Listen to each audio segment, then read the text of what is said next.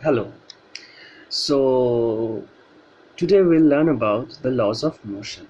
So there are three laws of motion, and all of them were stated by Sir Isaac Newton. So there are three laws. Today we'll learn the first law only. This law is also called the law of inertia. So why is it called law of inertia? We'll come back to it later. First, we'll discuss what this first law is about. So if you can break this law into three parts, it will be easier for us to remember it. So the first part says that if anything is in the state of rest, it will be at rest. So if anything is at rest, it will continue to be at rest. The second part, if anything is in motion, it will continue to be in motion.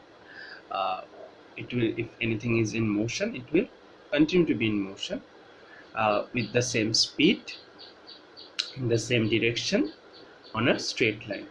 So if anything was moving, it will continue to move on a straight line in the same direction with uniform speed, unless it is, now the third part comes, unless it is altered by some external force.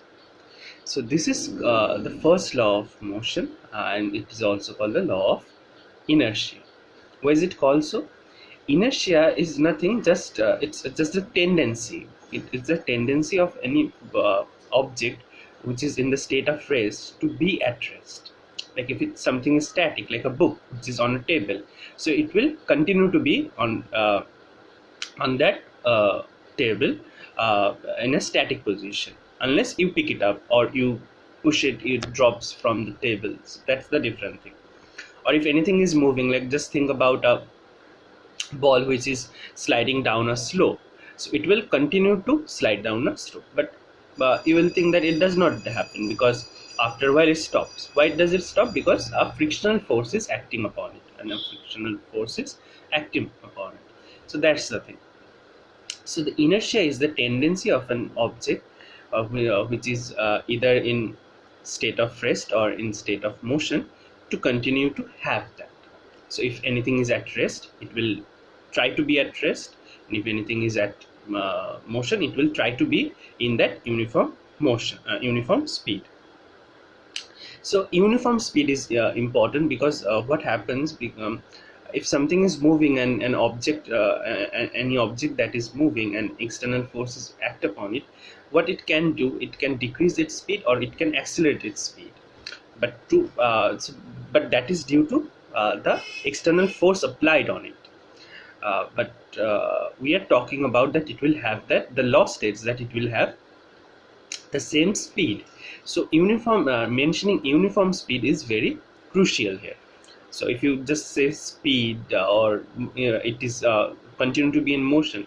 For example, if something is going at 5 km/h, and if we put some force and we accelerate it and it goes 6 km/h, so it is continuously in motion, but it does not mean it is having the same speed originally it had. So the thing is that we have to say that uniform speed, so we'll get that marks. So it is called law of inertia because we get the concept of inertia from this law.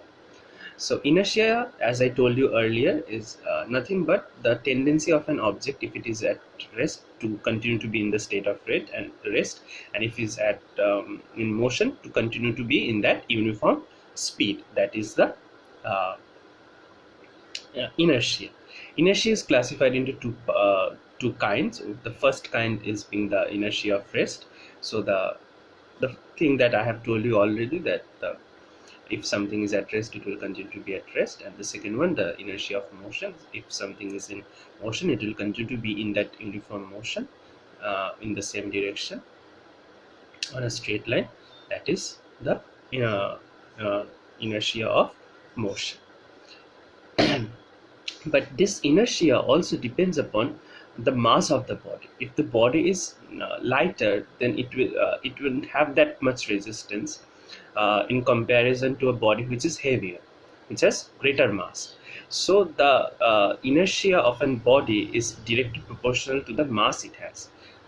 Heavier the object, greater its inertia or resistance to alter from another state, alter into another state, not alter from another state to alter into another state of motion. So it means that if a body is heavier, like for example, if a it's just common sense, like if you there is a pencil which has lesser body mass, if you just try to push it, it moves easily. But if there is an iron ball, if you try to push it, you have to put more effort, you have to put more force upon it.